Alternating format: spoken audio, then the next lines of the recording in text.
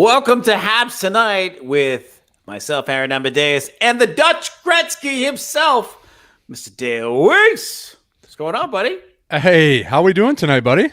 We are doing good. I think we're gonna have a fun show tonight. When I watched that energy in that intro, A, I missed the fans. B, I love the chop. I feel the same way. Every time I watch it, I feel like I'm getting back out on the ice. So I miss it. I miss it big time. And this is just Coke Zero. There's nothing else in it. Promise you. Yes, a lot of people don't know that you and PK and a few of the other guys, that was a little bit of the DX, the D-Generation X chop, right? Absolutely. We actually started playing it in the room before we went out. I don't know how we started playing it. I think PK was like, we're going to try something different. And we started using it in the room. And then the first time that I did it was, I think it was the penalty shot goal against Boston. It was early in the year, maybe like the 8th or 9th game. And I used the chop, and then we used it a couple times after that. Definitely my favorite one was against St. Louis. I chopped it down out of the air, and I kind of had the empty net, and Shattenkirk took out the goalie and everything. And I gave a big chop to the stands. I loved it. I'm the biggest DX fan, so that was huge. And we're working with some friends in wrestling, and hopefully they'll be on the show very, very soon. People will go a little bit crazy when they hear that news. It is good. Get on the lines right now like we're in radio, but we're not. We are live, however, worldwide to the billions and billions watching at home and the millions and millions watching the billions. I don't know. You can email us live, that's LIVE at habstonight.com, live at habstonight.com. All you got to do is email us. We will then get you a link. You will join our green room, as we call it, and then you're one-on-one with the great one, not the people's champ, not the Rock, but the real man. Weise right here. It's like a wrestling theme show today. I love it. I love it. A few shout outs before we start the show. One, I got a shout out to my boy Simon. Okay, so him and I go way back, and he is one of a diehard Hab fan. He loves Dale Weise. He was telling me today, I'm like, what do you want me to tell Dale? He's like, just tell him I love him. He's just such a good player. Now, he's got some interesting stuff about perspective about Bergevin, about the trade, about all this stuff. But he was heartbroken when you were traded. But he's like, and it seems like it was for the better good, you can say, for the future. And we have a Twitter poll. We'll get to the Twitter poll as well. So anyway, Simon is watching. I invite him to join the show and talk to you about how the trade went down and maybe a little bit about Marc Bergevin. Anyways, we'll get into that afterwards. And as well, I want to shout out to him because he is married to a very beautiful woman named Sandra, and their family own Cafe Fiera in Montreal, which we love. It's the place. I love that place. It's the best Portuguese chicken, or as I like to say, Portugal. Okay. When I went in there last time, there was like Ronaldo. I thought he was the waiter. He was running back and forth. And then I realized it was actually Ronaldo. And he was in there eating the Portuguese chicken. It is one of the best places you can ever eat at. And I mean, I know all the players go there. So if you ever want to see a player and you're in Montreal, go to Fiera's. Fiera. I can never pronounce the name. Post game, you got to find at least one player there. I mean, really? On a home game, you're in good luck. If you go there after a game, you're probably going to see at least one guy.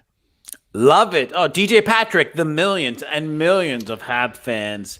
Shout out to The Rock. Oh, I love the wrestling reference. That's beautiful. I love wrestling. I wonder how many hockey fans are actually wrestling fans. So we should one day get into that because we're gonna have wrestlers on this show, and I would think a lot of wrestling fans are Hab fans and hockey fans and vice versa. Like it's like sports entertainment, and the NHL it's not like just a sport. It's sports entertainment because of fighting and everything else. So you're so, it's like Gladiator. Are you not entertained? Right? You know what? I agree with you. Like, hockey's there's bare knuckle fighting. It's intense. It's fast. It's high energy. Obviously I'm biased on the sport, but I think it's the closest comparison of athletes and sports entertainment. I think, I know a couple wrestlers myself personally, and, they're huge hockey fans and vice versa. I know a lot of hockey players that are huge wrestling fans. And you know what? I think wrestling, out of any professional sport, they sell it the best. They understand the sports Yes. entertainment industry the best. You know, I've taken my son to shows, and there's not one time that a guy's going to walk by you and not touch your hand or just make that interaction. And that's why they're so big. I think hockey misses that part. They miss the entertainment part in the game, and I think a lot of the athletes don't understand the entertainment part. Maybe not that they don't understand it, they just don't embrace it enough.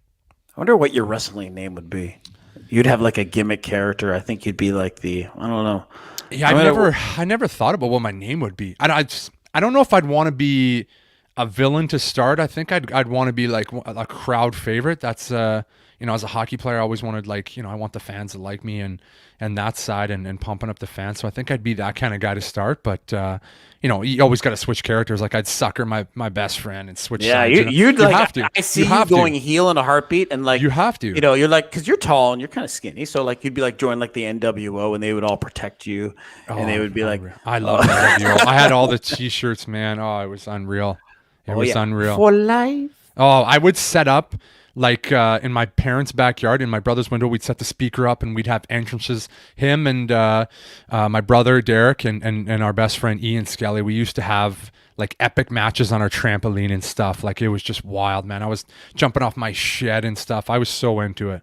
Oh, yeah. So Evan writes in, we should have Edge on the show. I've actually reached out to Adam. Funny fact, in 1998, I did an interview with Adam, with Edge. And if you see that picture, I'll send it to you, Dale. You'll be like, whoa. I literally was nothing wrong with it. I was about 245 pounds at the time. I look a completely different person. Wow. And Edge looks identical. He is just a Have you seen him lately? Oh, listen, he's beautiful. Specimen. What a specimen. I just want to stare at Edge. Oh, Adam, man. I just want to look at you. Man, we could be friends. And when he was on the Viking show, oh, what man, his jaw. They're all tremendous athletes. They're just in the way that they do it year round. You know, there's no off season there. Like these guys, and they travel like every day to a different place. It's incredible. You talk about that. The female athletes. I watch now with my daughter. We watch WWE, also AEW, and watching the female athletes. And I'm so glad as a dad. And I know you're a dad as well. Yeah, absolutely. And you have daughters. I mean, I think I can speak for both of us. I'm so glad that wrestling has evolved now to the point where women are not just put on TV for. You're not just come. Yeah, 100%. Yeah. I love and now that. the athletes, the female athletes in the wrestling business are more athletic than the men. They put on better performances than the men. Yep. And it's amazing to watch my daughter have such amazing female role models. I love it. Like, to me, it's huge.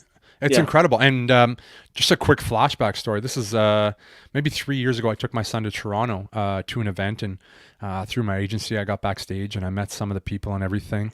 And my daughter didn't come. She was she would have been 3 at the time, but she was the biggest Bella fan.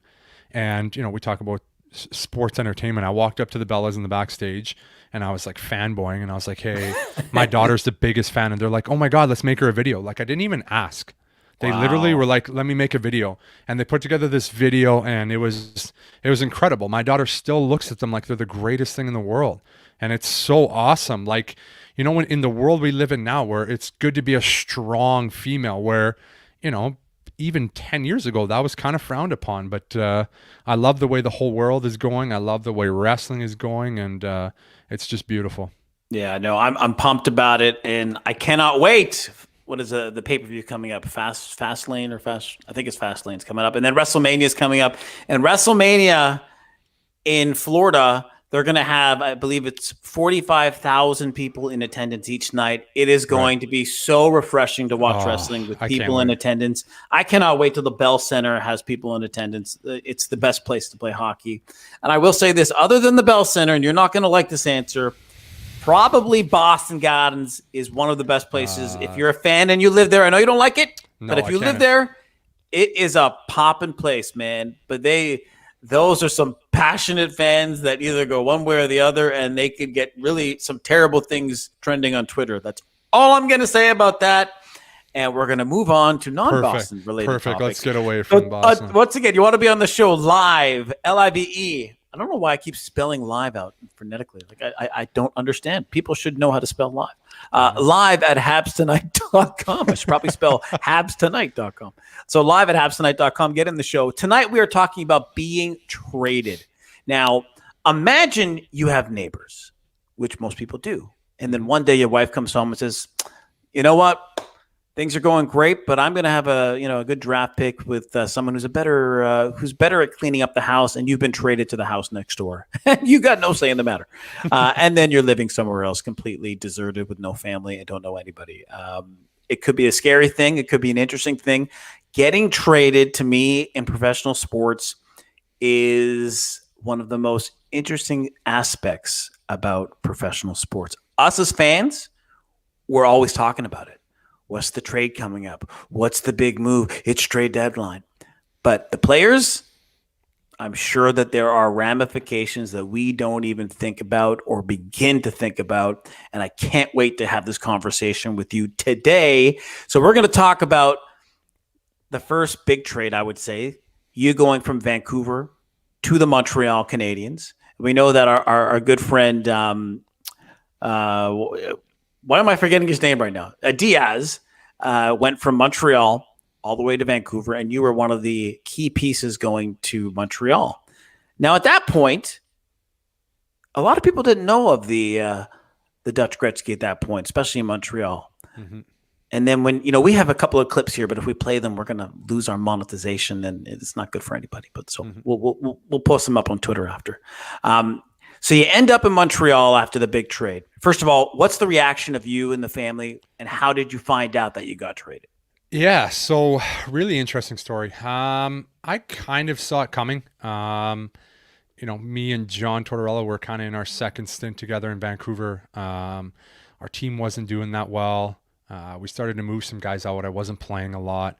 I was a young guy. I never asked for a trade. I wasn't the guy ever to be calling my agent, hey, call the GM, get me traded. That's just not the type of guy that I was. But I kind of figured, maybe I'd get put on waivers, maybe I'd get sent down, maybe I'd get traded. I knew, I kind of had a feeling something was coming. We were in Detroit, and it's funny when we talk about the later trade, Detroit kind of plays into it too. It's funny the way kind of things play out. So I went out for a morning skate. It was an optional morning skate. We had about 10 guys. I literally got out there for about 2 minutes. We're doing a lap. Torts, he didn't come out for morning skates all the time. Sometimes he did, sometimes he didn't. He signals me across the ice like this, and I'm like, okay, maybe he's going to tell me I'm in the lineup tonight. Maybe he's going to tell me I'm not playing. I really didn't expect him to tell me I was traded. Calls me over, goes, yeah, you got to get changed. You got traded. Turns his back, walks away. That was it. And I was kind of like, okay, like, this is the first time I've been traded in the NHL. It's the first time I've been traded in my life. So it was, I was kind of shocked. I didn't know what to do. I come in the room. You feel like property at that point, eh? Yeah, it was just, you don't really know what to think. So I walk in the room, and Henrik Sedin sitting there, and he's like, are you okay? Like, he thought maybe I got hurt. Like, it was literally 2 minutes into the skate. I said, no, I got traded. And he goes, sorry, man. Where? And I was like, good question. I don't know. Torch he just told me to get undressed. So I'm sitting here, and I'm like, I started thinking out, like, what team am I going to? Like, this is kind of exciting. I wasn't playing very much in Vancouver. I didn't really see myself progressing or being anything substantial on the team. So this was great. I was excited about it. So I get undressed. I'm shaking hands with the trainers right away. I'm the only guy in the locker room. They're like, do you know where you got traded? I was like, I literally don't know. So Torts comes back in the room after I got showered, and he goes, yeah, Mike's going to call you. I was like, do you know where I got traded? And he's like, no, I have no idea. And I was like, okay, perfect. Thanks. So, you pack up your gear, say bye to all the guys as they're coming off the ice. I go hop in a cab. I go back to the hotel. Still no call. I'm calling my mom and dad. I'm like, hey, I got traded. And they're like, oh, where? And I was like, I don't know.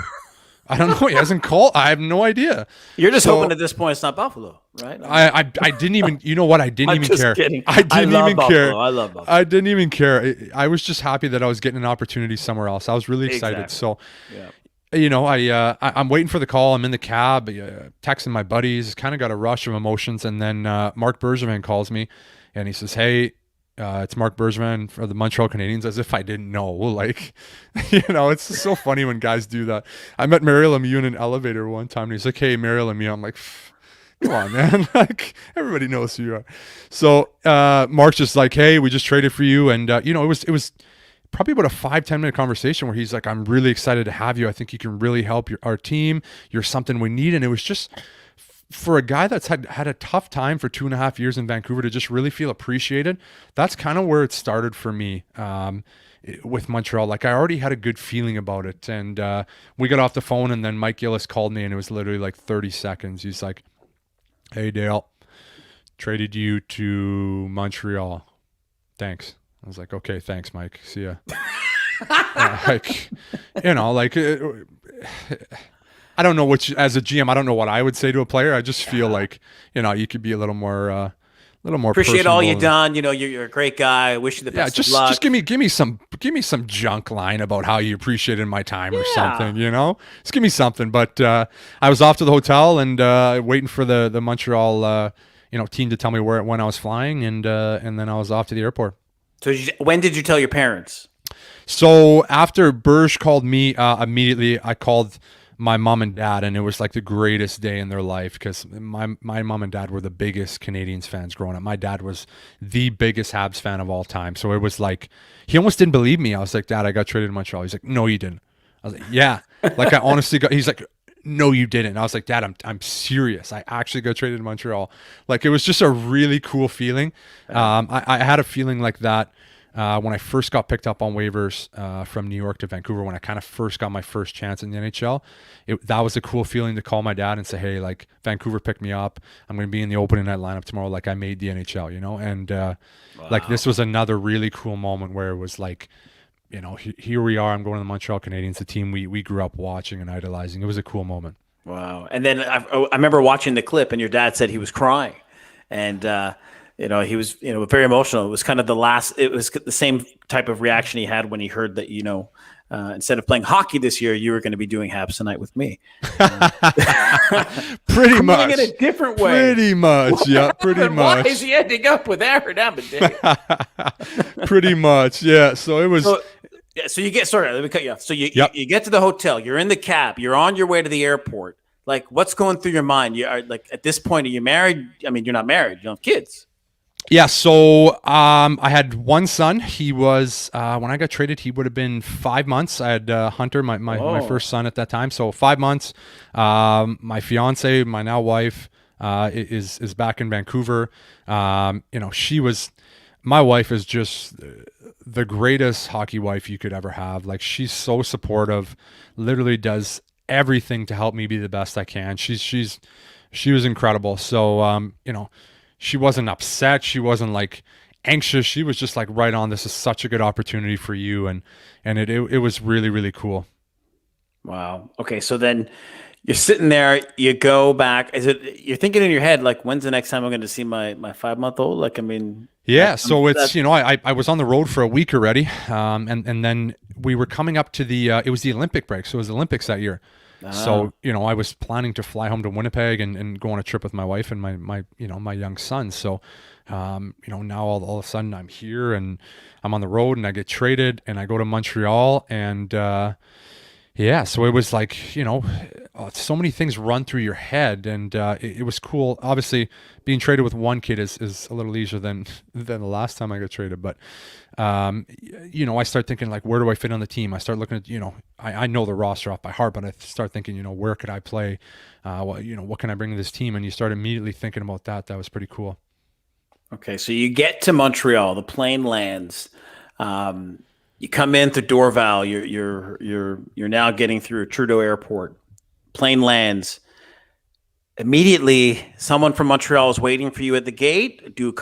Are there reporters at this point? Because Montreal is like Vancouver is an amazing market, but Montreal is above the rest in terms of, we know the plane is landing. We know who he is. We know where he is. We want to be the first to have that picture and that scoop of what does it feel like, Dale, to be here? Right. So it was, not what I expected. Like, I'm coming through the door and like people are looking at me. They're like, "Oh, good luck. We're so happy to have you." And it's like, people didn't even know who I was. They didn't know what I looked like in Vancouver. I told the story one time about how I rode the elevator. I was in my suit in Vancouver going up to my apartment, and there's people like, in Sedin jerseys and stuff, and they're just ripping the team. They had no idea who I was. And that was kind of a cool moment to go to Montreal and again, just to feel so appreciated. And, just that I haven't had that support in Vancouver at all. So it was a really cool feeling. And, there's a guy to pick you up right away. He grabs my bag, grabs my stick. Welcome to Montreal. They got the 24CH show was there. They're filming right away, and it was just a really cool moment. Sorry, it just really, it made you feel like a superstar. And You're a rock star. You're showing up. They know you're a rock star. It really was, and it was awesome. And I hop in the car, and they're filming 24CH right away, and it was awesome, man. I was so excited. Now, was there anybody on the team that you knew at that point that you sent them a text and say, "Hey, guess what? I'm gonna see you again"? Yeah, so I knew Ryan White that I grew up playing against. We weren't, we weren't texting buddies or anything, but we had a mutual respect for each other. We played against each other all growing up, and we played against each other in junior. So once I got in the room, me and him were really tight, but not one guy that I could say I text him like, "Hey man, I'll see you tomorrow. I'm really excited." Like there wasn't anybody that I knew. The guy that kind of had the most to say was Max Lapierre, my teammate in Vancouver, and obviously played in Montreal before that. So he told me a ton of things about Montreal and was trying to tell me a little bit of French that I could say from my first interview and stuff. And I was like, "Come on, Max, I can't even say anything." Like, you can make me look like an idiot here, but yeah, he was trying to help out. Bonjour. Yeah, that was about all the extent of it. And so when you get into the locker room, who is the one player? Because we've heard all these stories. We've seen when Evander Kane gets traded and you see Joe Thornton picks him up. Who is the one player at the time in Montreal that really just like made you feel like I'm welcome here? Right. So I had a limo pick me up from the hotel downtown, which I thought was really cool. Most team will send the car service or whatever, and it's the Lincoln Town Car or whatever. But this was like a full-on limo. I was like, this is incredible. Like, this team does it the right way.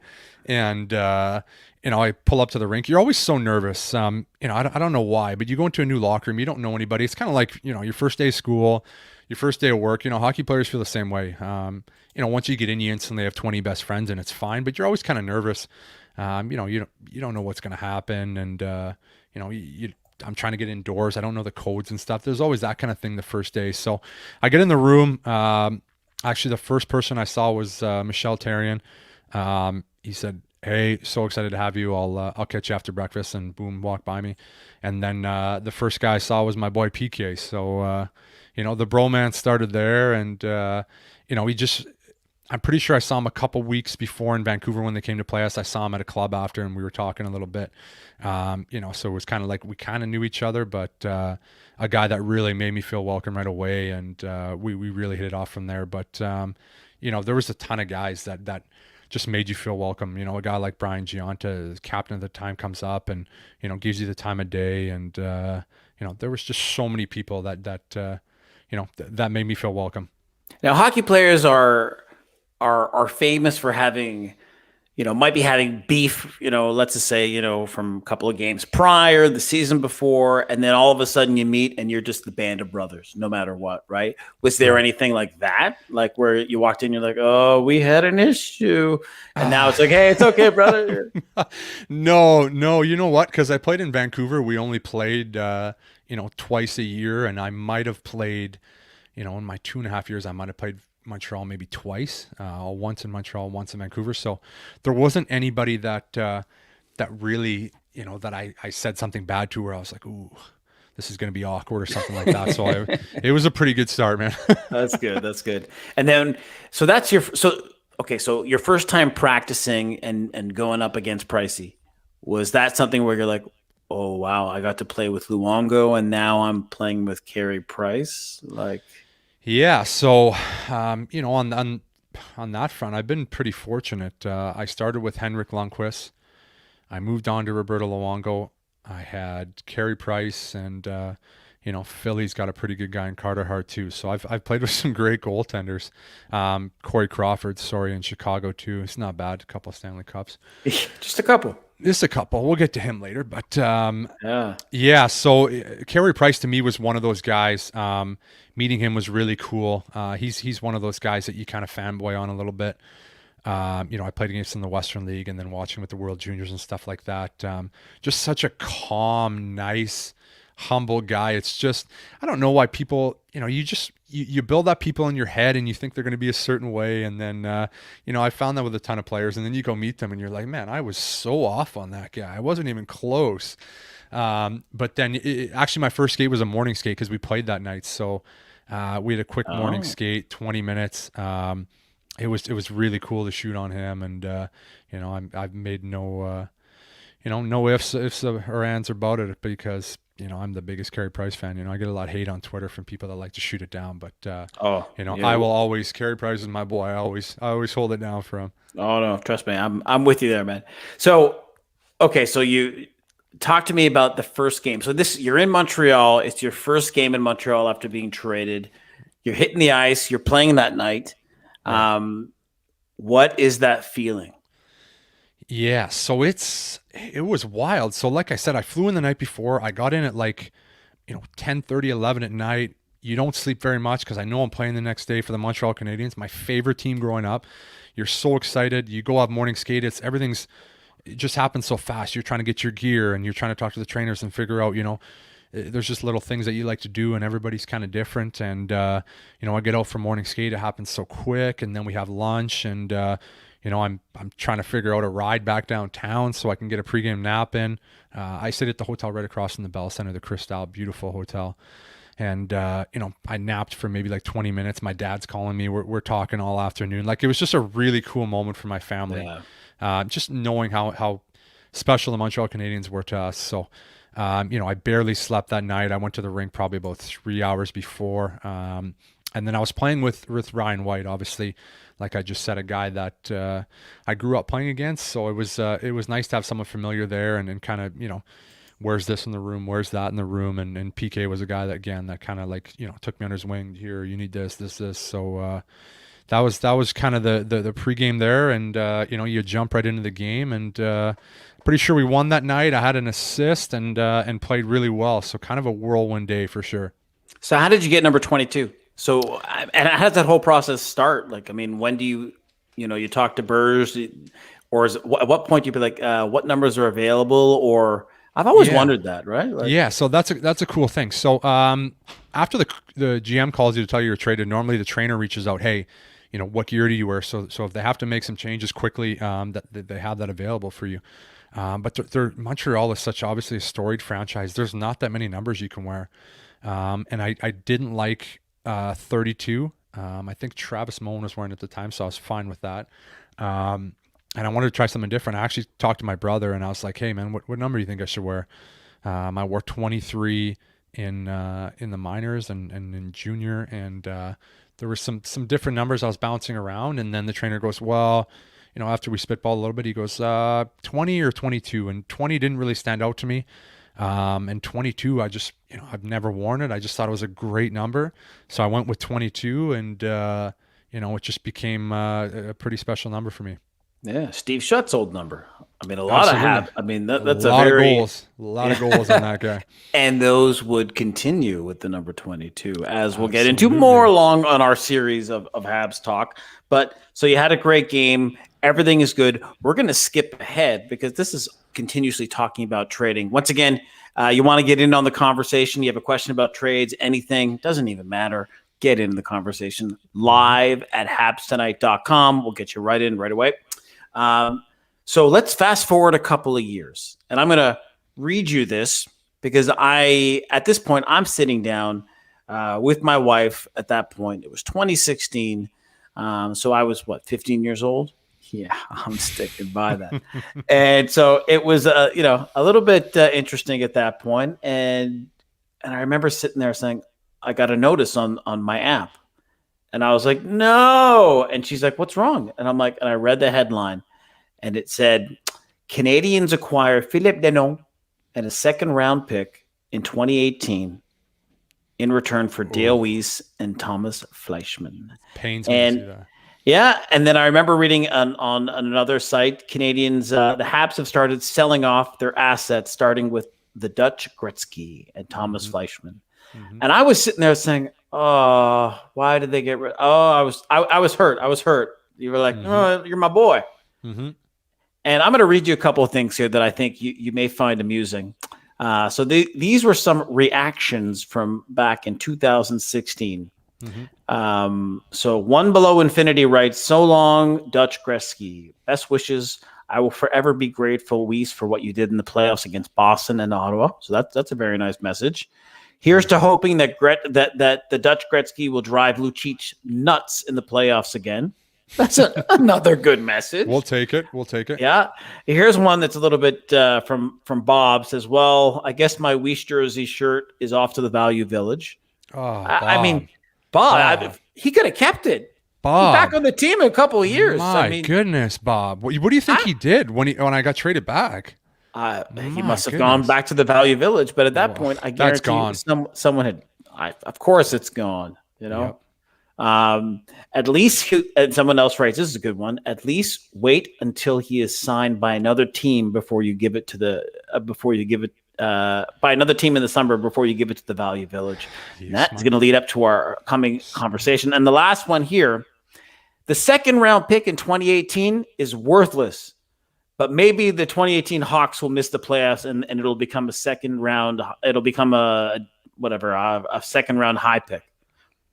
Anyways, but I like the fact that they say the pick was worthless because we know what the pick turned into. Can we see that Twitter poll? Young James Black, who is on the master control. Let's see where we are right now.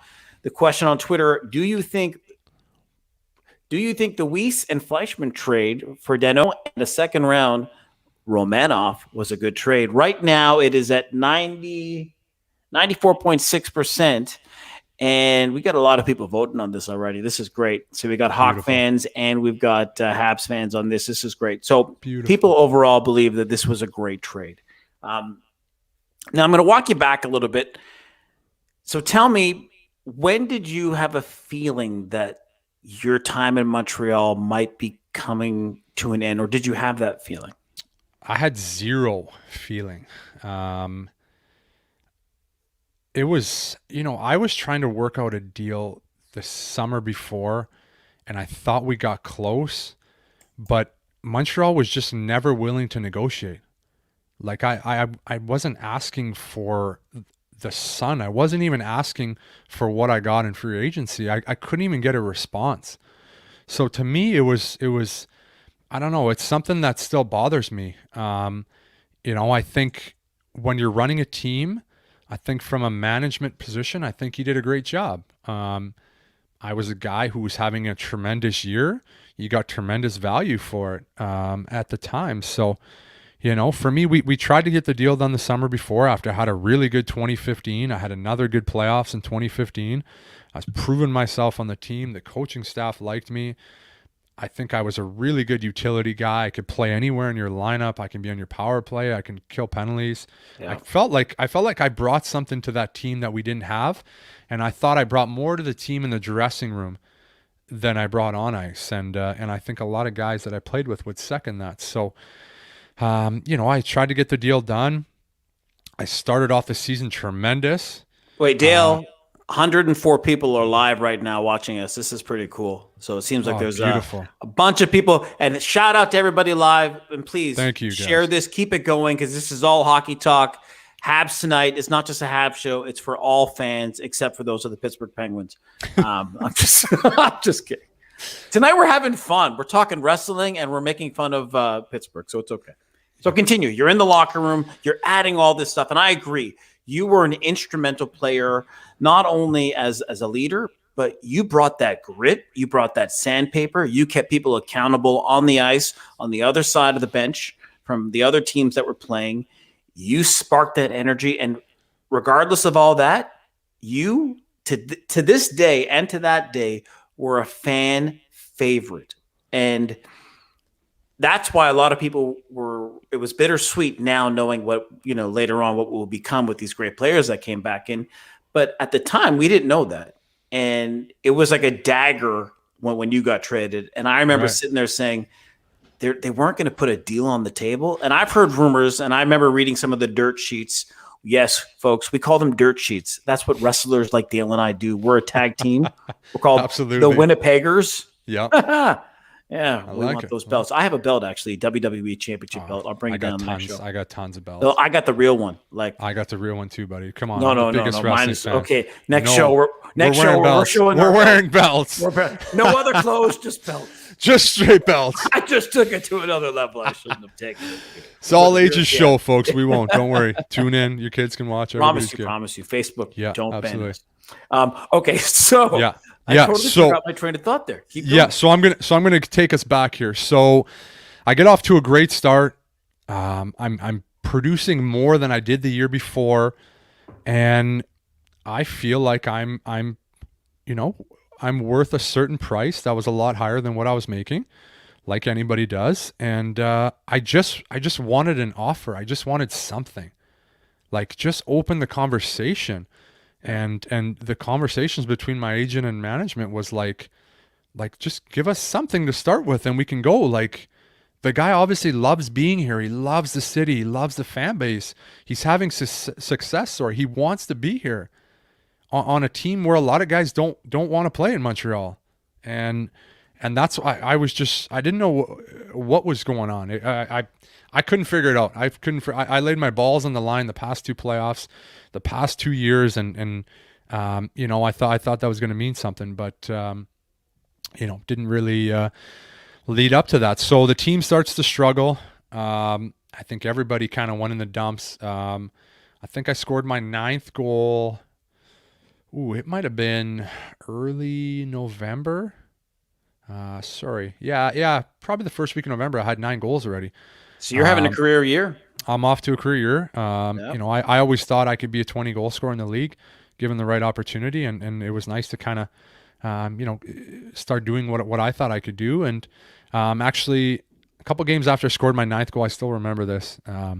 And David Desharnais and me, we can laugh about this, but he went offside on an empty net. I scored. It would have been my 10th in I don't know how many games it would have been, maybe 18, 19 games. And he went offside, and I don't know if that was a omen of things to come. But, he felt so bad about it after the game. He's like, I'm so sorry. And so I didn't score there. And then I think I went a month without a goal, and the team started to struggle. And then it led us up to a Washington game where I got put back on the second line. And through all this time, I was still, trying to give me an offer. Let's try to get something going here. And so I had a really good game against Washington. I was playing with Galchenyuk and I think Plecky that game. I had 2 assists. I think we won 4-1 or something. Really, really good game by our team. And you're thinking, okay, here we go. We're going to get on a roll here. We're going to get playing well.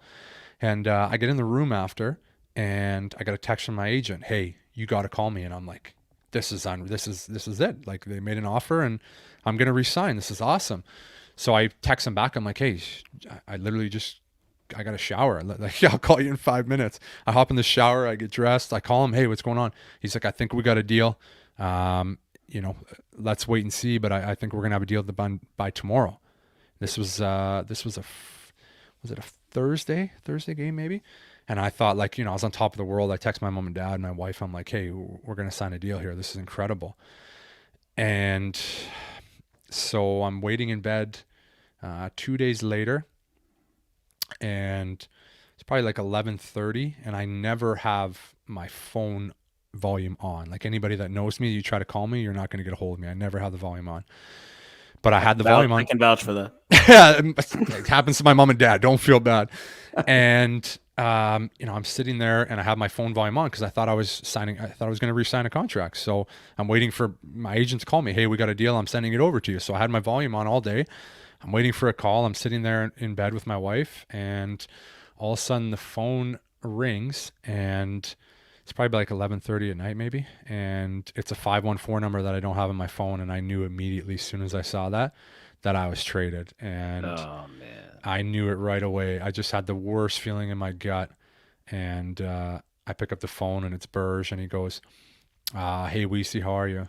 And I was like, okay, maybe we have a deal. Maybe he's calling me to tell me this weird thing, but that's honestly what went through my head. And then he goes, I just traded you to Chicago, and it was literally probably one of the worst moments of my life, to be honest with you. It was a horrible feeling. Yeah, I didn't think that was happening. I literally thought we were going to work something out. And he said, yeah, I traded you to Chicago, but I want you to come back in free agency.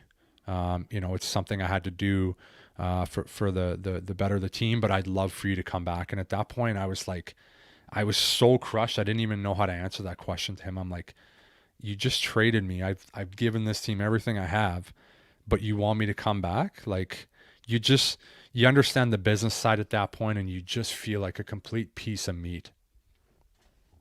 Second time you've been traded.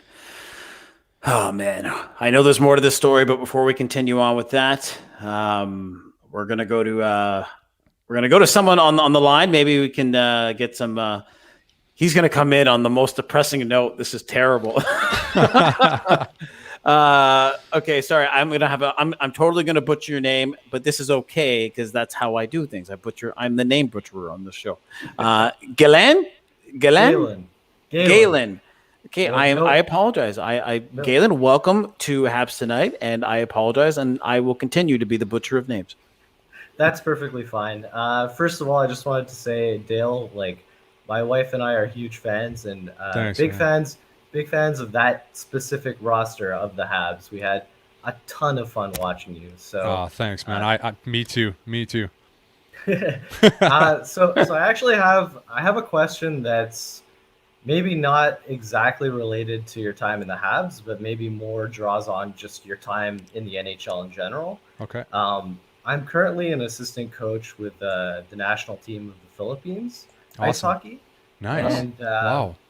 I know that like players are always trying to improve, but coaches are also trying to improve. So selfishly, I kind of wanted to ask you a question about, Yeah. what did some of your coaches do, some of the good things that, throughout your time, that, us coaches could potentially draw on from your experience with coaches at that level.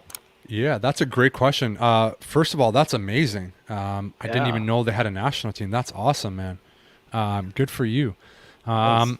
And it's Yeah. not the depressing note that we thought it was going to be. So good. You changed the No, subject. no, that's good. I can flip the switch. Don't worry. Yeah, that's really cool, man.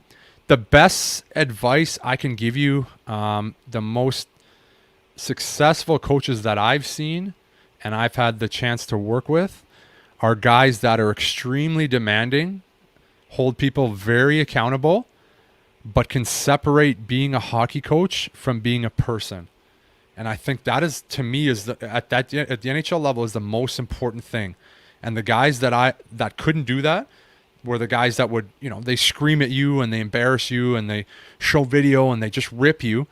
And then, that you see them the next day and they can't even look at you or say hi and put it behind you. So, I think you can be hard and demanding as a coach, but you also got to separate it and be a person and be a human being and try to understand the athlete. And I think that's what so many coaches have a really, really hard issue doing.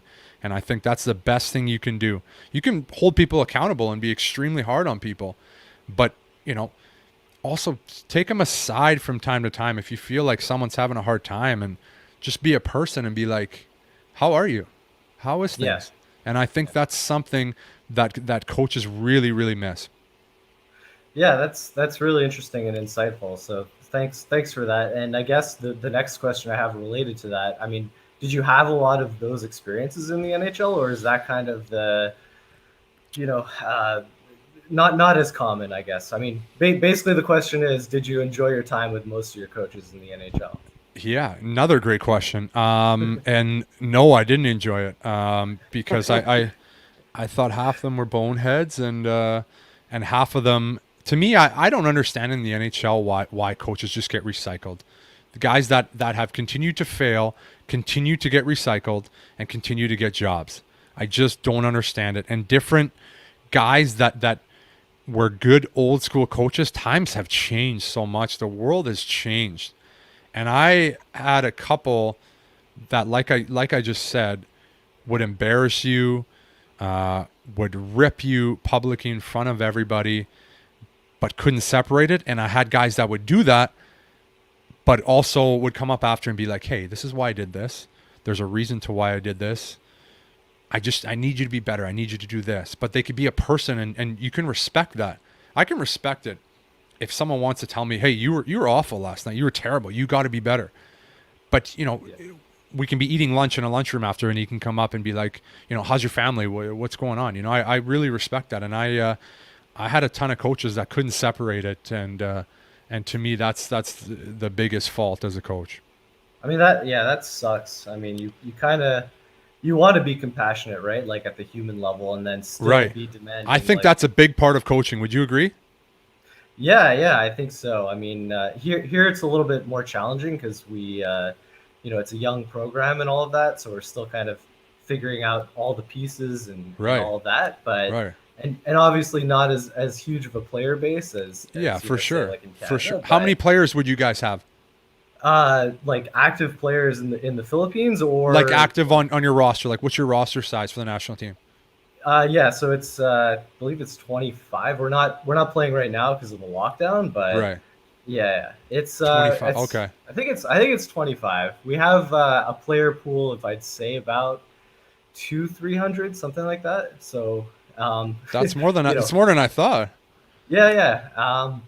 It's a pretty cool story. I mean, it kind of started out with local guys here, and then obviously like some expats, but then it kind of kicked off from there and grew to the point where we could field a national team, and so got double IHF accreditation, all of that. That's so cool, man. A lot of hard work behind the scenes from way more people than myself, obviously, but it's honestly pretty cool, the point where we're at now, and exciting. So man, that's so cool. That's amazing. I mean, a national team in the Philippines. That's awesome, so rewarding. Man. That's awesome. That's awesome. Well, Galen, we appreciate it very much. Thank you so much for coming on, and please follow us on Twitter. Keep following the show. You're going to be so happy because if you like the team that Dale was on back then, you're going to get some other players coming in from that in the next coming weeks. Next week is Brandon Prust, so you can. You don't miss. We're going to talk about the $5,000 fine that he said it was money, the best spent $5,000 ever. He would say that. What a man! That was awesome. Oh yeah, that was good. So we cool. Appreciate that. That was a great call. That was in the Philippines. He's a coach. The national team. Yeah, it's amazing. Can you imagine that team coming along and getting in an international tournament? That'd be incredible. What an accomplishment. We are live right now in the Philippines. People in the Philippines are loving us. Well, at least one person is. That's all that counts for at Habs Tonight. That's all that matters. Yeah. Remember the email live@habstonight.com. Get on the air with Dale. Any question you have. We're going to go to the next person on the line. And then after that, we're going to continue talking trades. We've got Anton. Anton, where are you messaging us from? I'm from Hamilton, home of Ken Dryden. Oh, baby. Yes, Anton, our famous Anton. I remember this. What's going on, my friend? Okay. So my question is for Dale. Do you think Montreal is capable of taking the cup this year, or do you think they're still missing a few pieces? Oh, great question, Anton. I didn't see a current roster question come in there, actually. You surprised me. You don't have to say his question's for Dale. I doubt anybody's going to say, I got a question for you, Aaron. Yeah. Hey, Aaron. You know what, Anton? From what I've seen so far, I like the setup because you only have to win the Canadian division to get yourself in the Final Four. That is, you cannot get a better opportunity than that. When I look at the Canadian division, I think Toronto is extremely well. I don't know if they're going to add anybody. I don't know if they can. But I think they're a really good hockey club. I think Montreal matches fine against them. I think Winnipeg is a really strong team. They have a great offense, great goaltending. But I also think Montreal matches up well against them, as we've seen in the series recently. So those to me are the top. I think Winnipeg and Toronto were the top two teams in the division.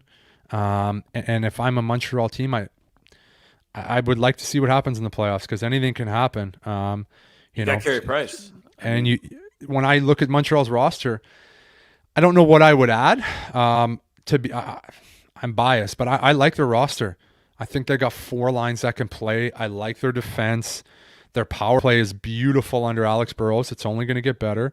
If they can stay healthy, I like their chances. I honestly do. I honestly do. When you get in a series, there's so many things that can happen. And I think when you look at a team like Winnipeg, I think they're an injury away from being in trouble. I think they have a great top 6. Obviously, everybody knows that. But, you know, one of those guys get injured, that shakes things up a little bit. Toronto's kind of same thing. You know, still a long season to go. This is an absolute grind. The last little bit here, you're going to see a ton of injuries, and you're going to really see teams' depths being tested. So, do I think they can win a Stanley Cup? I absolutely think they can. Yeah, that's a great point. Anton, appreciate everything. Thank you so much for coming on the show again. And next time, I'll answer your question. Don't worry about it. Thanks, Anton. Take it easy, brother. Yeah. Appreciate the following, buddy. Yeah, that's awesome. 110 people watching the show live. This is amazing. People are engaging. We are having fun tonight. Live at habstonight.com. Get on the show. Chit chat with the Dale Weise man who is drinking some a little bit of the bubbly, as another fellow Winnipegger would say. Chris Jericho. That's his big thing. A little bit of the bubbly. I love Chris Jericho. He's the GOAT. There's so many goats in wrestling. It's funny because at the beginning of the show, we saw a whole bunch of comments. We're like, I thought this was a hockey show, not a wrestling show, but I actually enjoyed this talk. Who doesn't? Next week, we're going to have our belt challenge. It's going to be Everybody loves wrestling. Oh, who doesn't like Come wrestling? on. If they say that, they lie. They're liars. They don't want people to know they like wrestling.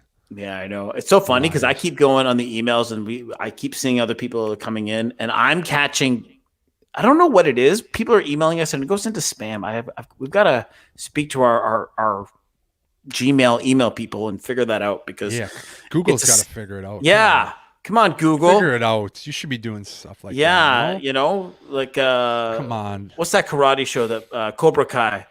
That is such a good show, by the way. And then the sensei's always like, just put a hash brown on it and like not a hashtag. He's so funny. It's such a good show. I haven't seen that. You have to watch it. I have no idea what you're talking. What show? It's the Karate Kid. So basically, it's the Karate Kid, but it's the sequel. So it's Daniel and the other guy and Cobra Kai. You have to watch it. I loved Karate Kid, so I need to watch it. Clearly, you need to watch it. I'm sorry. The guy kind of reminds me a little bit of you, but really, which guy? From Cobra Kai. Really? Yes. All right. I'll take it. So good. We're getting off a tangent here, but Cobra Kai, one of the best shows I've seen in years. Okay, 3 seasons, binge it. Live at habstonight.com. Live at habstonight.com. Anything you'd like, we'll chit chat about it. Okay, back to the trade over here. So you get the phone call from Berge. Did he say anything? So at that point, he's telling you on the phone, and correct me if I'm wrong. So I'll go back a little bit. So you've heard from your agent. There was an offer on the table. You were expecting to have it done in the next day. You're now feeling pumped up that you're going to be, a Montreal Canadian for the next whatever amount of years.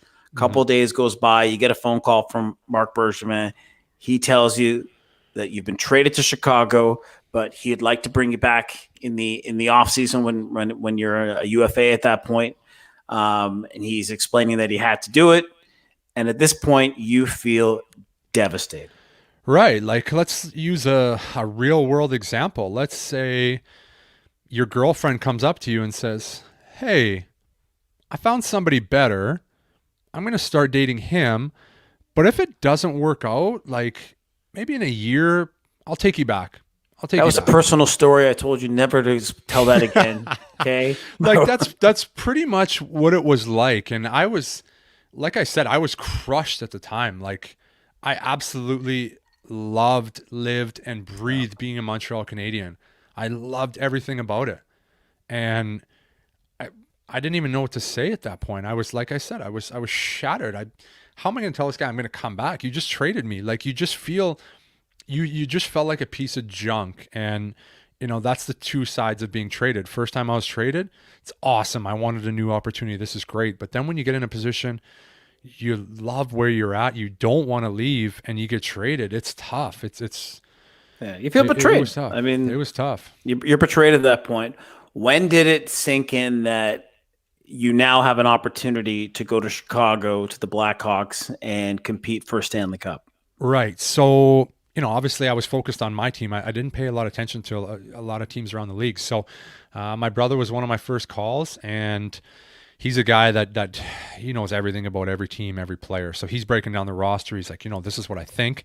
And at this time, I didn't know I was traded with Thomas Fleischmann. So I just thought I got traded, maybe 1-for-1, whoever I was traded for. I had no idea that I had a guy coming with me. So I didn't find that out until the next day. So that was kind of cool because, like I said, it's tough when you kind of get traded, you go by yourself. But if you get traded with a guy that we were on a team with, Fleischmann was a guy that I played with. Yeah. Obviously, we had a lot of chemistry. Me, him, and Darnay were unbelievable to start the season there. And so I was excited about that. I started thinking, whoa, like, let's hold on here. This team won the Stanley Cup last year. They just traded for Andrew Ladd, who at that time was a big-time player. And now, I felt I could bring something like this is a really, really good hockey club. So, after about a day, actually, I had a trip planned. My wife and my son was going to fly home. So I talked to Stan Bowman. I was like, hey, can I fly home? We'll get into that in a couple minutes because I had some time to kill before I could actually get there. But I started getting excited as soon as I started looking at that roster and see what I could actually do. Okay, so you're starting to look at the roster, getting excited. You're finding out that Fleischmann's coming with you. Did he get to Chicago first, or was it you who got to Chicago first? Yeah, so what was cool, I was thinking, they probably saw we were both UFAs. We had some chemistry. Maybe we can play together when we get there. They had a third line center, Teuvo Teravainen, who's in Carolina now, and unbelievable player. He was their third line center at the time. Obviously, I was excited to play with him. I was excited to play with Thomas. He had a green card because he lived in Florida. So he immediately flew there the next day. I think it was a Saturday. He flew there the next day. I flew home to Winnipeg because I had to wait for a visa because you can't just fly down and go down on a visitor's pass. You need to wait for your visa. So I thought it would be a couple days, and I got some time at home to spend with my family. I saw my mom and dad. So you're in Winnipeg now. I called when Stan Bowman called me right after Bergeron got traded. I said, hey, he's like, it's going to be a couple days for your visa. What do you do? And I said, well, my wife and my son are actually flying home. Do you mind if I fly home to Winnipeg and I can fly from there? And he said, yeah, no problem. So I actually flew home on the Saturday with my family, which kind of worked out cool. And, I watched was it a Sunday afternoon game with my mom and dad? I watched the Hawks game, which was pretty cool to see the team. And I saw the pregame show where they're talking about, we just acquired Dale Weise and Thomas Fleischmann. They're going to play on our third line together. This is going to be amazing. So I was starting to get really excited at this point, and breaking it down with my brother and my dad and talking about the possibility. So I was jacked up at this point. I thought this is an incredible opportunity for me to go and win a Stanley Cup. And then when you look at the bigger picture of things, I was having a tremendous season, and this was only going to take my stock to another level. Okay, so you're with your family, you're reviewing everything, you're pumped. I mean, I can hear it in your voice. It took a little bit of time to sink in what was going on. Now it's there. You've realized you have an opportunity. A team is now invested in you. You're getting that kind of feeling again. Right. The GM seems a little bit more accommodating. He's letting you hang out in Winnipeg until you can get your green card. Yeah. So I'm assuming you're not skating or you're practicing. You're just hanging out with the family at this point, waiting for that green card. Yeah, so, 2 days went by. I watched that Hawks game on Sunday. I thought, I'm going to get a call tomorrow. I'm going to fly down. I can take 2 days off. It's fine. We're so well conditioned during the season. You take 2 days off, you almost feel better when you take the 2 days off. You're rested, you're fresh. And Stan's keeping me up to date. He's texting me, hey, hasn't happened yet because the weekend it's closed. We can't do anything. Okay. I'm like, do you have any idea? He's like, well, I'm going to be honest, Dale, like sometimes this takes a little bit longer than you might imagine. So I'll keep you posted. And Monday goes by, Tuesday goes by, Wednesday goes by, and I'm talking every day, and he's got no answer. I got no answer. And I'm sitting here and you're not skating.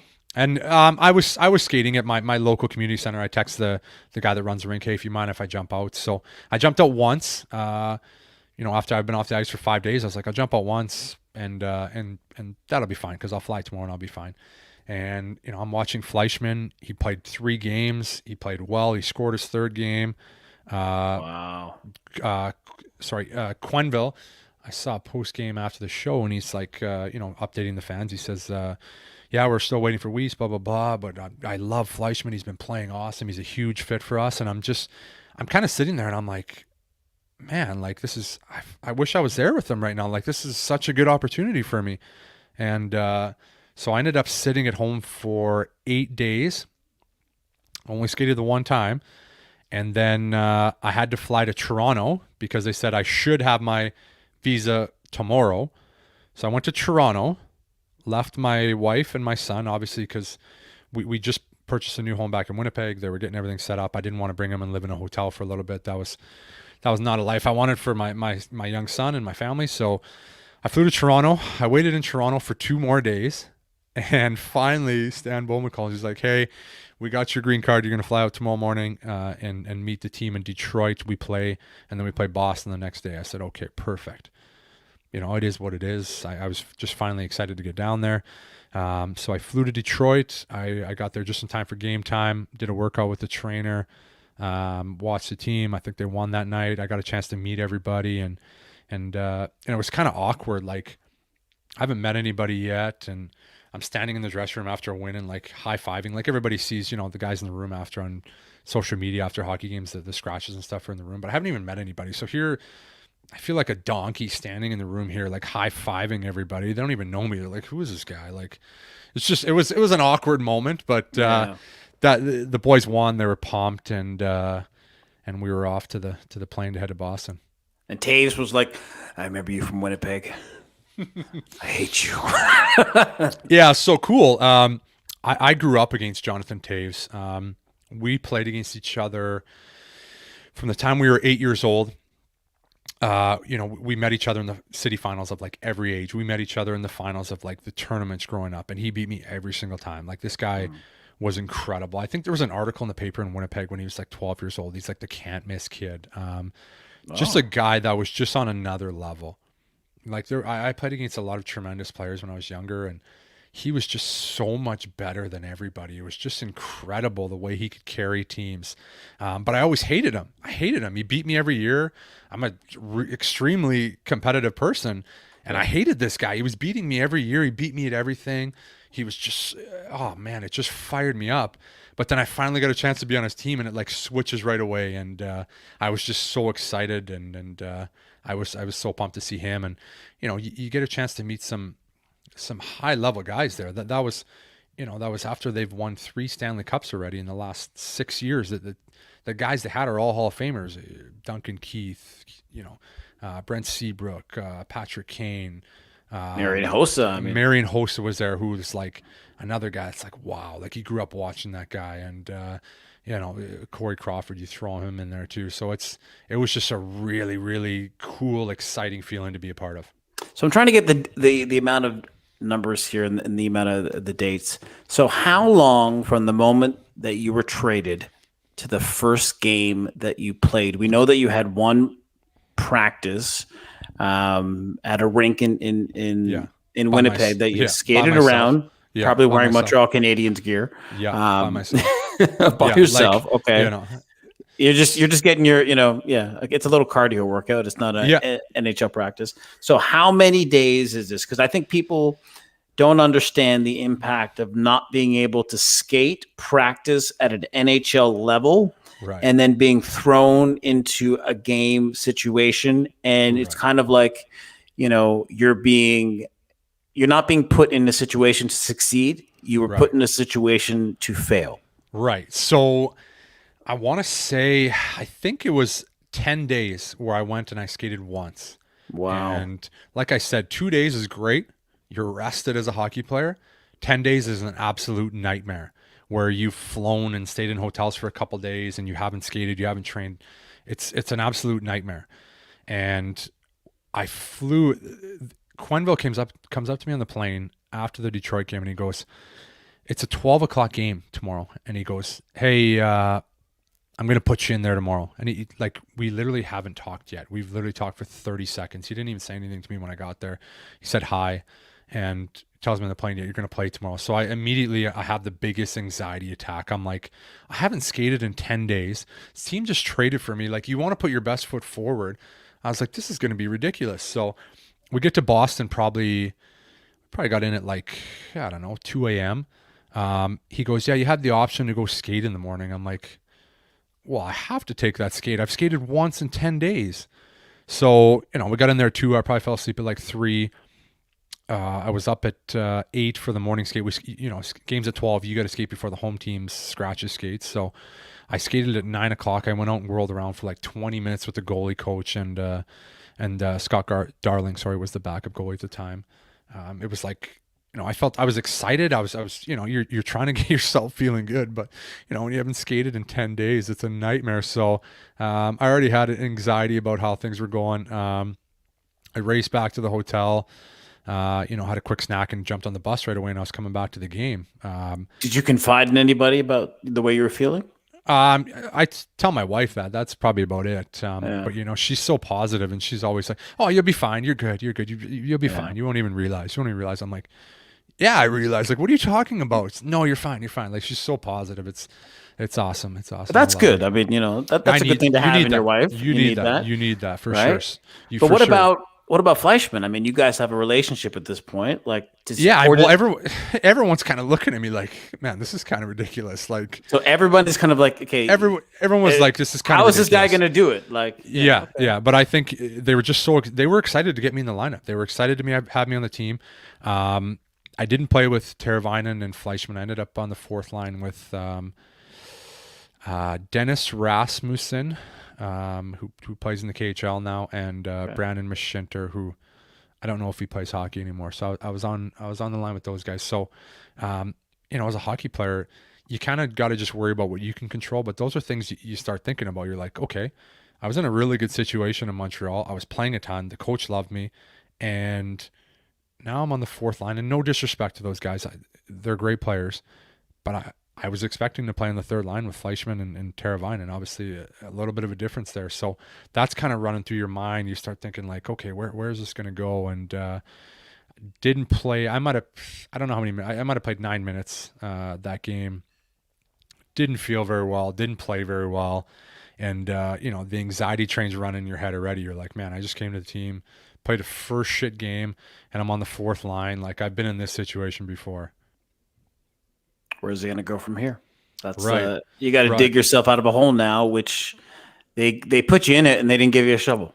Right. That's exactly. And I was confused because it's like, this team, they didn't trade for me to come play on the 4th line. Like, I understand, you get traded to a contending team, you want to have pieces everywhere, but the coach was literally last week talking about how he wanted me to play with these guys, and I get here and here I am playing, on the 4th line and didn't play. But, you got to let it go. And it's like, it's your first game. Maybe he knew I didn't play. He just didn't want to play me. So I'm like, whatever. Next game will be better. So next game, what happens? Well, we had a day off the next day, so I didn't get to skate again. The rink was closed. Trainers didn't come in. So I couldn't even skate it if I wanted to. And we have practice on Monday. And I show up Monday, and, NHL teams, they practice in line colors. And, so I'm looking around the room. I see the line colors, and I see we had 13 forwards, and I see 4 guys in I think it was black. And the Black Aces. I see 4 guys, three for the 4th line and the extra forward, and I see myself in the black jersey. And I'm like, okay, whatever. He just wants me to play a couple games. I haven't really skated in 2 weeks. It's fine. So we go for practice, and the first drill we do is line rushes. And the assistant coach tells me to sit out the reps. And what? I'm like, okay, you're new to a team or whatever. Maybe they do things different. I'm taking all the extra reps. We practice. Chicago, unreal practice. They do the same drills every day. You practice for 20 minutes. They barely practice. Which didn't help me going forward. But, you see why they've been successful for so long with that coach. And I think that's probably why Florida's having success under him. But so after practice, obviously I go up to Quenneville. I'm trying to get a feel for this guy. We haven't really talked yet. And I was like, hey, can I grab you for a second cue? And he goes, yeah.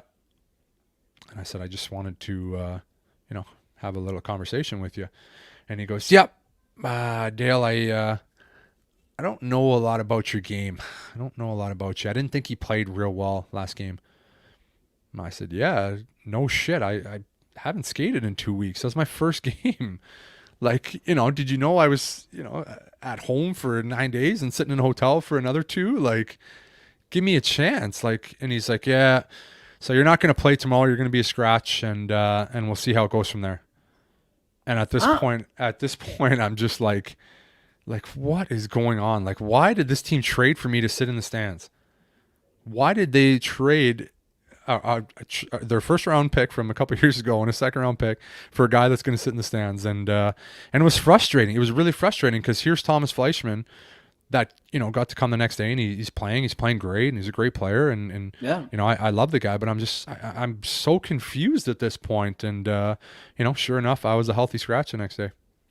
So the reality is, if I have to look at it from a very high level point of view, they traded for you. Someone screwed up in terms of whoever was in charge of the green cards and not figuring that out and getting that done, sorted out quicker, I should say, excuse me. And then your teammate goes down there, has the ability to succeed with the success of a third line. You are just sitting there for 9 to 10 days. You don't have the same opportunity that the other player got, that Fleischmann got. You finally get in. Your legs are just like kind of it's like being a goalie with one pad. I mean, how can you succeed in that? Then you finally get a game. You're not that great, and then coach says, "You know what? Yeah, you're not going to get the opportunity. And if you want that opportunity, you're going to have to earn it in such a different way." Right. And how do you earn it when you're not given an opportunity? So it's a catch-22. Right. I want to be on the third line, but you're going to scratch me every night. So either someone has got to get hurt, unfortunately speaking, and you never want that to happen.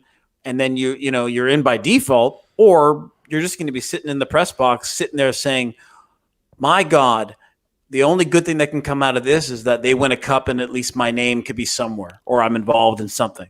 I mean, right, yeah, and I was trying not to look too far ahead. There's one game. There was 20 games left in the season, so I wasn't too concerned about it at the time. Obviously, I was frustrated with the way things was going, but I was like, I've been here before, and I'll work my way in. I've done it at every stage of my career. So, sure enough, the games roll on, and the guys that were playing ahead of me, even on the fourth line, I'm not going to mention their names, but these are guys that played on the fourth line in the American Hockey League that I played against like religiously for 3 years. And, you can look at my stats in the American Hockey League. My first year as a 20-year-old, I had 23 points. And then my second year as a 21-year-old, I had 28 goals, 50 points, 140 penalty minutes. So, I had 30 goals at 21 years old. Like, there's very few guys in the American Hockey League, even today, that score those kind of numbers at 21 years old. I think a lot of people miss that about me, where they're like, "Oh, you came in the NHL, you were a fourth line." It's like, okay, go look at my American League stats. There's guys that don't have anywhere near that. So that was it was mind-boggling to me. So we go a couple games. I was scratched 1 or 2 in a row. Come back in the lineup on the fourth line and do like I've always done to try to stand out when you come back in the lineup. You got to be physical. You got to bring some energy. So I'm smashing everybody my first game back. Smashing everybody. And a couple times I come back to the bench and Q is telling me not to finish my checks. First time I've ever heard this in hockey. What? Weise, stop finishing your check. Get your stick on the puck. And I'm sitting there like, is he like just screwing around with me, or like what's happening? Mate. I was so confused. Like I called my dad after the game. I was like, "Dad, this guy's telling me to not hit people. Go stick on puck." And me and my dad are like, we're like, I don't know what to do. So we go on the next day, and it's a practice day, and we're watching video, and there's like 8 clips, and 4 of them are me finishing a check and him ripping me. What? And I'm like, I'm just so confused at this point. Don't finish this check. Stick on puck. Don't finish this check. Stick on puck. And I'm like, what is happening here? Like I grabbed Taser after, and I'm like, Taser, like, is he serious? Does he do this to new guys? Like, I don't get it. And he's like, he hates when guys hit people. He doesn't like body checking. He wants stick to puck everywhere. So I played the next couple games, not hitting anybody, stick on puck, not really accomplishing much, playing on the fourth line.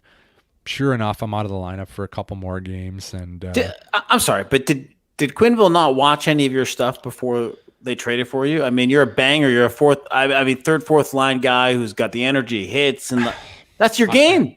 Well, he told me right away. He's like, I don't know a lot about you, and it's like, But he was Okay. praising you on the TV a couple nights before, saying, Yeah. "I can't wait to have Yeah. this guy in the lineup." Yeah. Do you think there's a so- disconnect between Bowman and between Quenneville on the trade? Complete disconnect. Complete disconnect.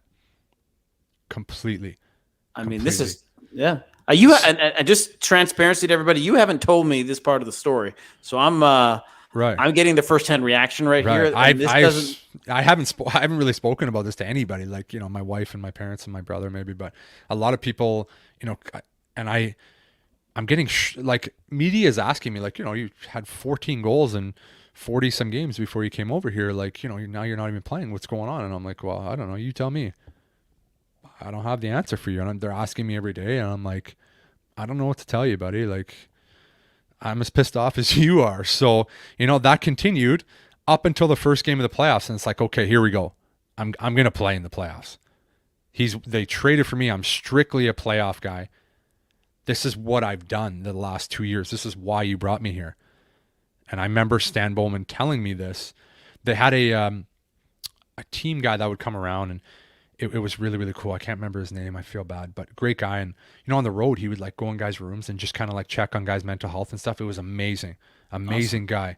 And I think every team should have that. That is absolutely so important. They're the only team I know does that, and it's no surprise. Like, another great organization. I got nothing bad to say about him.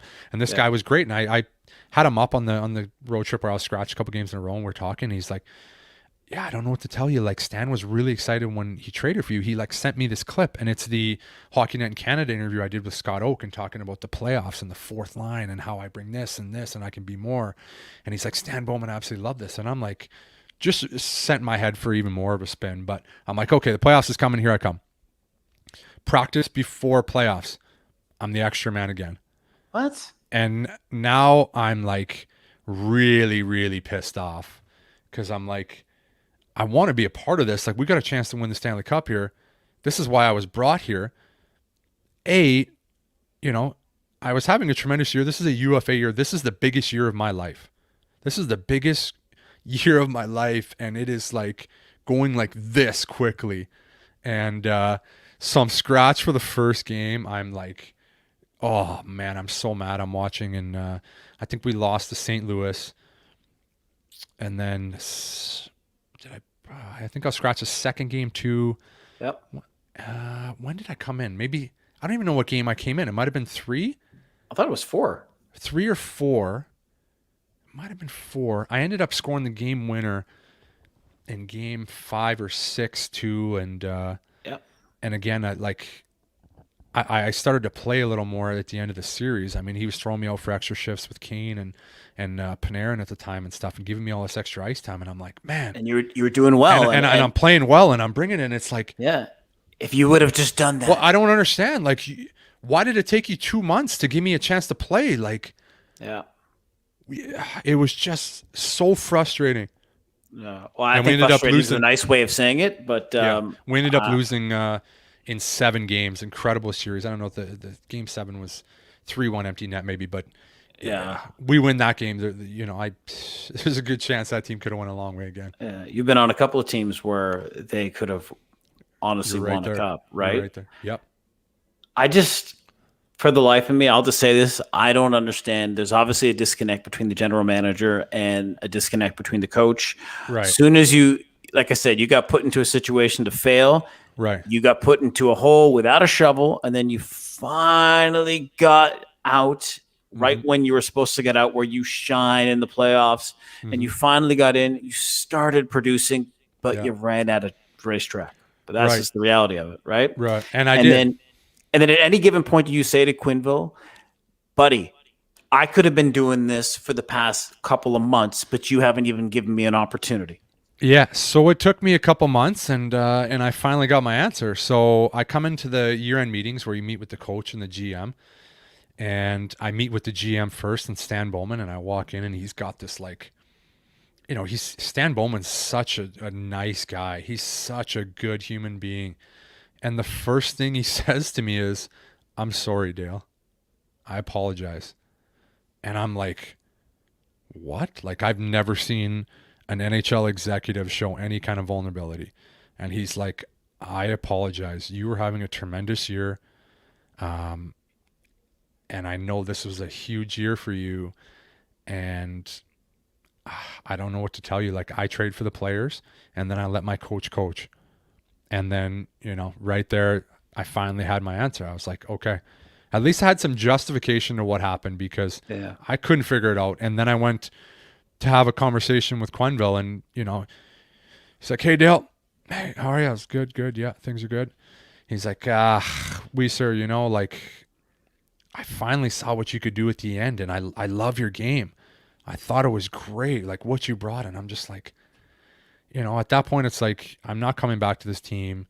What good is it for me to sit here and tell this guy off? Like, it's not the type of person I am. I'm like, whatever, let it go. You're not going to burn that bridge right now. I'm not coming back. And he goes, you know what? Like, you're a UFA. I'm sure you'll have a ton of offers. I just wish I could have used you sooner. Oh my God. So here's another question. When you were going to see Stan Bowman at the beginning for the year-end interview, were you going in there with like some piss and vinegar, and you're gonna say your mind, like, I'm gonna tell this guy, how he completely screwed up and messed up my big UFA contract year, and then he just came out and apologized. I was very strange that a GM would do that. I had so much respect for him, for Stan Bowman, and I have so much more by what he did. Like, it was just such an honest thing. And like, I told my wife, I was like, I'm not coming back here. Like, this is bullshit. Like, these guys cost me a lot of money. Like, they need to hear about it. And then I went in, and the first thing he says is like, Dale, I'm sorry. And I'm like, I wanted to like embrace him and give him a hug. I was like, thank you for clearing up my mind for the last 2 months, because I couldn't figure out what the hell was going on. So let me ask you a question, and I don't want you to give me numbers, but I just want to just yes or no. Yeah. I mean, obviously you went on afterwards. We know the history. You went to sign with Philadelphia. Yeah. But the offer that was on the table at Montreal, from what you remember, was it around the same, less, or more than what you were going to get at Philly? He never made one. Before I got traded? Yeah. They never gave me one. Never gave me any numbers. But they had an intention that they wanted to sign you, that they told the agent. Yeah, like when he told me, he's like, we're going to get a deal done. But they never made an offer at any number at that time until we got to free agency. And then my final question on this one, because, my final question on this one, when you signed with Philly as a free agent, did the issues with Chicago and the trade to Chicago have anything to do with you signing there, or anything to do with the amount of value that you feel that you signed a contract for? I would be willing to bet that that trade probably cost me about $3 million per season. No, total for sure. I think you're worth an extra $3 million a season. I think being at I was my cap was 235. I honestly think the deal was 9.4 for 4 years. I mean, I think so NHL contracts work on comparisons. The NHLPA does all the work for you. Boom. You have 5 guys. This is your stats, age, number of games you played. Boom. This is your comparables. And my comparables were if I didn't go to Chicago and have things work out the way it was, I'm pretty sure I probably would have been around about 4 years, 12 million. This is, honestly, this is like gutting. Like, okay. Yeah. I need to break from this. Live at habstonight.com, get in on the mix. Once again, be part of the show. We're completely and 100% interactive. Any comments? You know what? We still haven't had a super chat yet. If you're on the chat, donate like $3 or $5, because we're going to put our list together and we're going to send all that money into charity. So I'm still waiting for the first person to make a donation. So I know we have like 100 and something odd people on the chat. Make a donation and we're going to call you out, and we're going to be very happy because, like I said, we are going to be donating all of the money that comes in on the super chat to a charity in Canada and then maybe in the US. So please do that. Let's go to Hussein, who's on hold in our green room. He's smiling right now wearing a blue shirt. Hussein, I know you want to ask me a question. No, I'm just kidding. Hussein, everybody's making fun of me. I'm the WWE champion.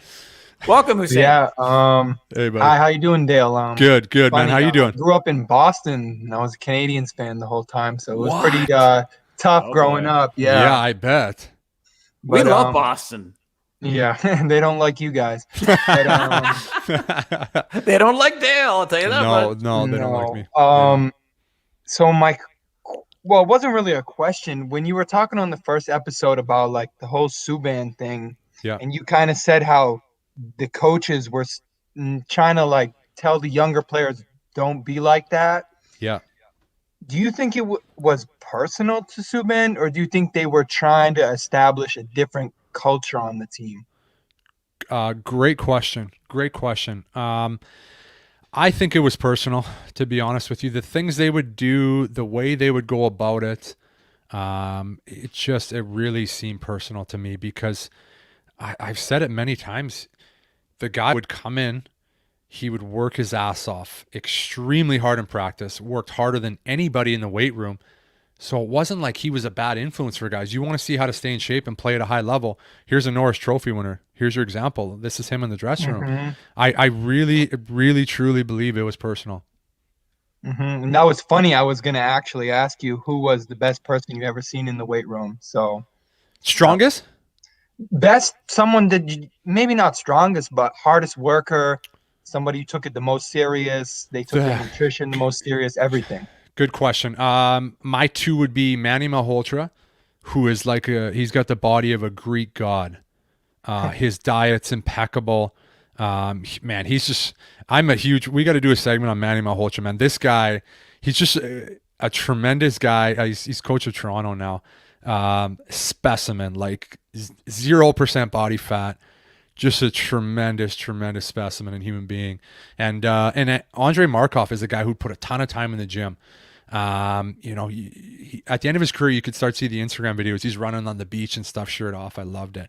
But he was a guy who would put tremendous amount of time in warming up and stretching out after and like long time warming up and stretching. But that's obviously why he played as long as he did. And he played to 40 in the KHL. So those two for sure were the hardest workers and the most impressive to me. Do you think there was issues between Michel Therrien and PK Subban other than the ones that we saw on 24H? Like, do you think he was one of the reasons where it's like, yeah, get this guy out of here?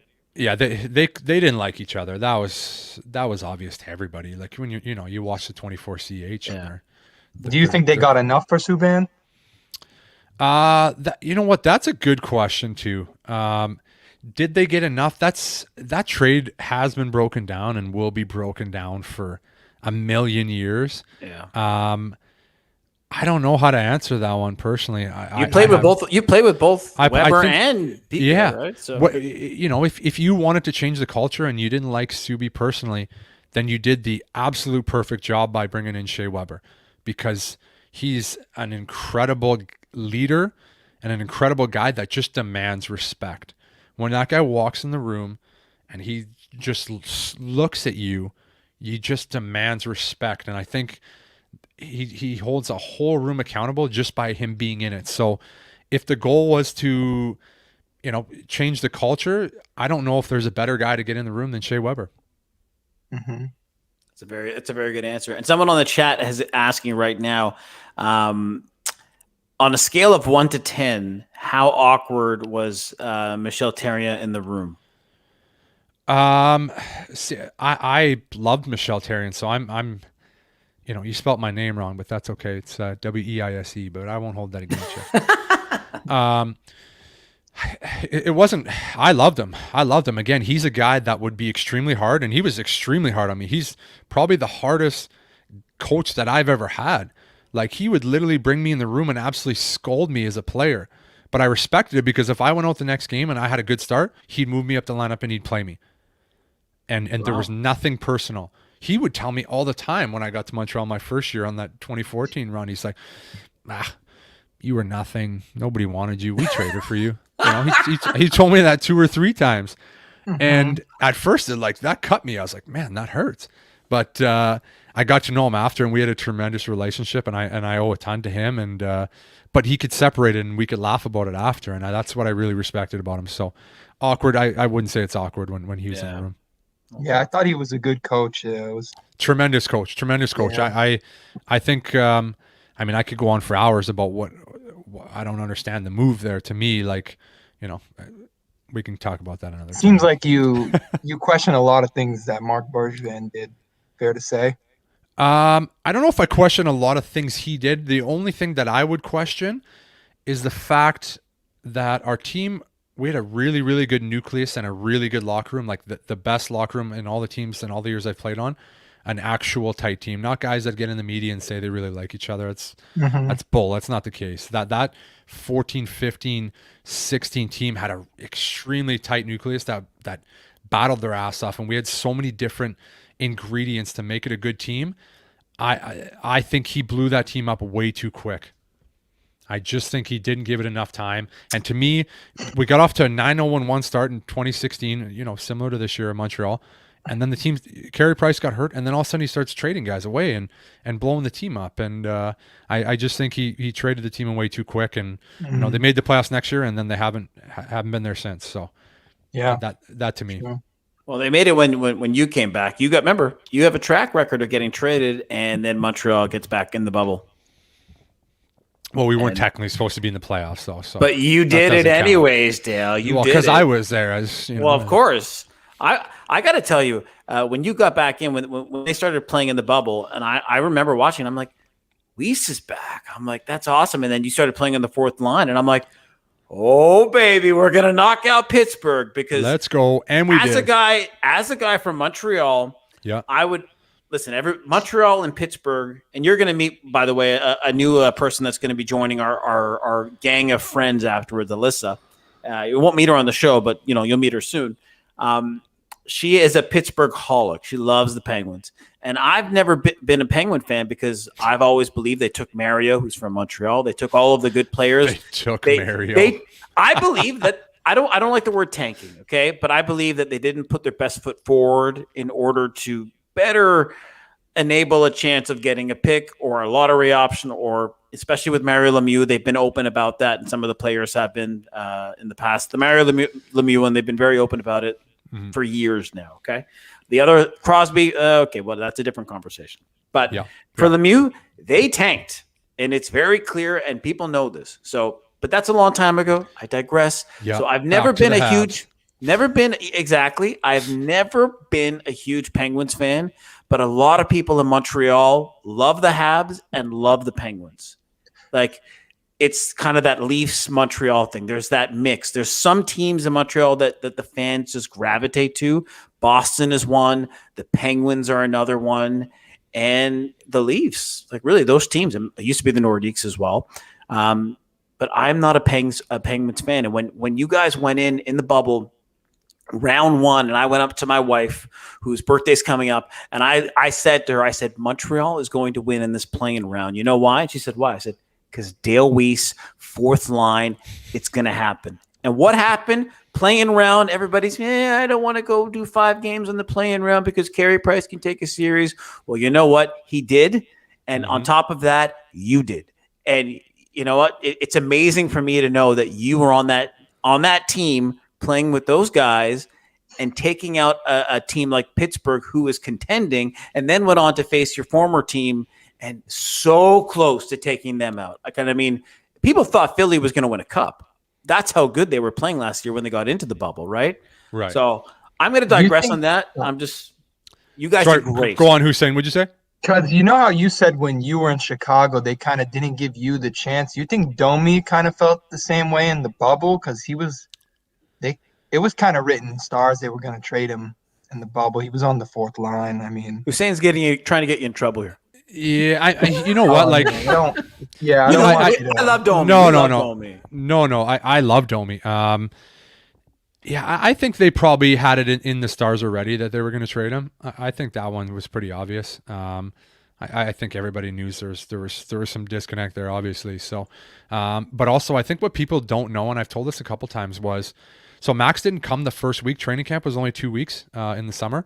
So Max didn't come the first week because obviously, he's type 1 diabetic. I think it's type 1. Type 2. Type 2? Okay, I'm sorry. For all the type 1s or 2s, I don't know, whatever. But I apologize, guys. So he didn't come the first week because obviously, you know, there's COVID and it was still kind of new and he wasn't really sure if he was going to play. But then he came the second week and obviously he hadn't skated because everything was on lockdown. And I know the feeling. He hadn't skated. So you jump into a training camp. He jumps on the fourth line because guys were already developing chemistry in the first week. He jumps on a line with me and Wheel. And I'm going to be honest, when we were having training camp scrimmages, you can ask, you can ask media members that were there and watching it. Like our line was the best line in training camp. That's why they left that line together, because we actually had success. Wow. Then we get in the first series and we're playing well. So like, I don't know what you were supposed to do because we were winning. And then we get into Philly, we lose a tight game one. And then all of a sudden we start changing the lineup and, we didn't win that series. So yeah. And by the way, Dale, you were right. It is type 1. I apologize. I'm thinking about something. I thought else. it was type 1. Max is my boy. Max is my You boy. are I knew correct. Hussein, thank you so much for joining the show. Thank you, Please come guys. back. Hey, next thanks, week. buddy. Thank you for tuning in. Appreciate it. Have a good way, brother. Oh, we got to post this comment up here. Hold on. What is Look it? at this one. Yes. Read that, the Dale. Same. Aaron, are you on the chat yourself? Did you post that? Is that you? That? No. Is I that didn't you? Post that. No. I would have spelled something wrong if it was me. Come on. That's you for sure. No. Oh, look at that. Oh, look at Oh, that. Patty Kane. Yeah. Best American to ever play. Is it, or do you think Roenick? What do you think? Who would you pick? That's a tough one. I say JR just because I don't think you can go wrong with either or. You can't go wrong with either way. I would take Patty is Kane definitely the most talented.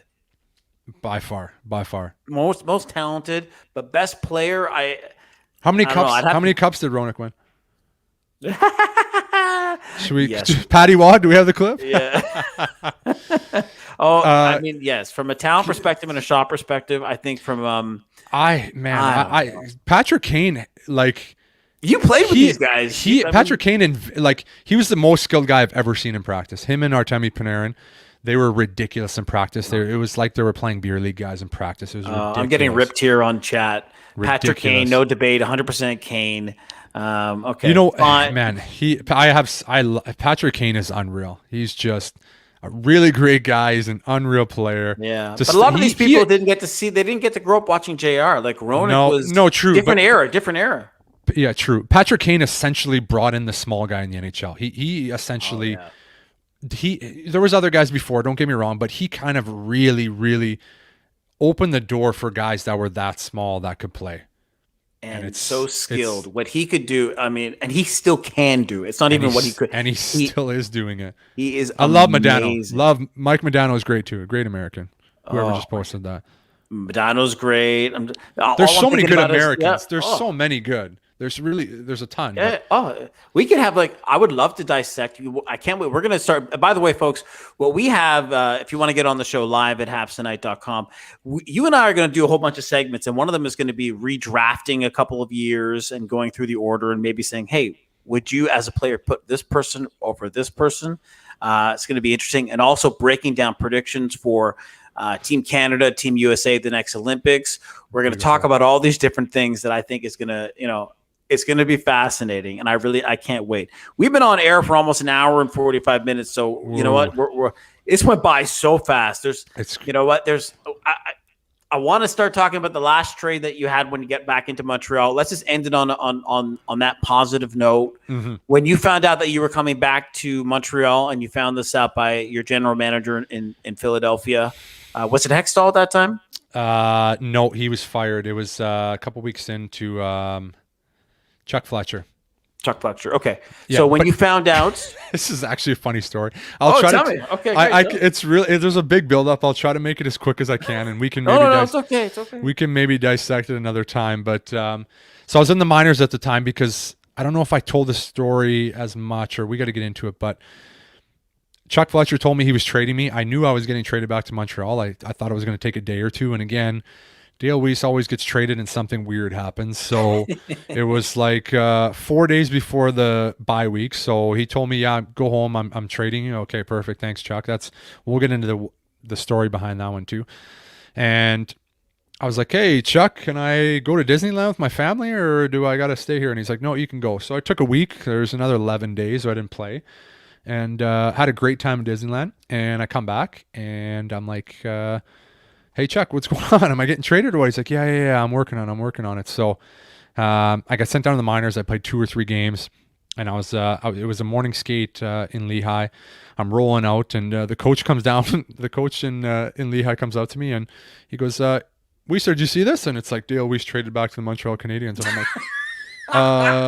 I was like, is this a joke? Or he's like, no, apparently it just happened on Twitter. Go check your phone. I was like, okay. So I go check my phone, and Berge called me, my agent called me, and I was like, yeah, I guess it's true. And I returned back to the Montreal Canadiens, the place I belonged, and it was all good from there.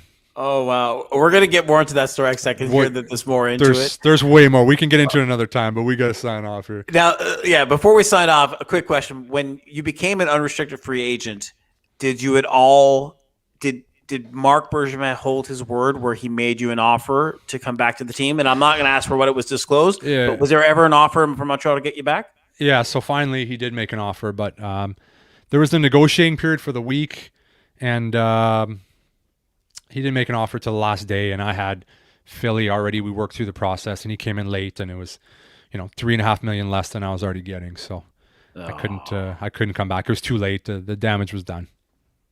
Huh.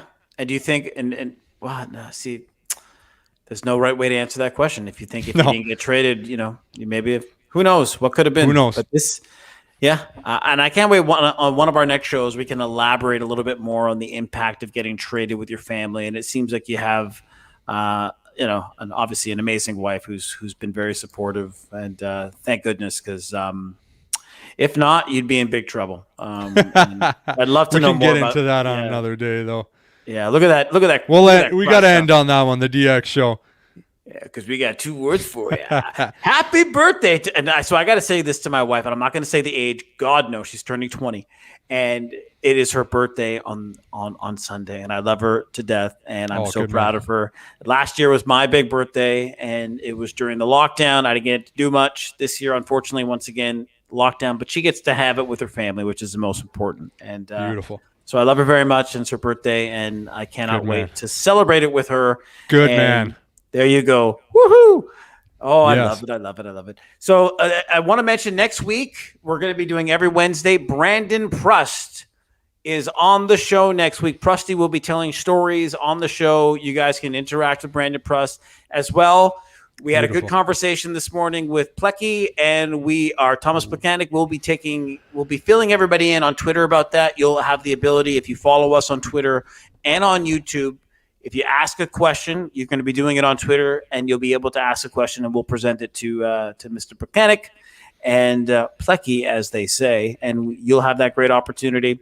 I'd like to personally thank everybody for joining in. We had a phenomenal show. This is our largest show so far, and it's only two weeks into this, and this great experiment is really showing us that hockey fans and Hab fans and all types of fans love what we're doing, and it's a pretty awesome feeling.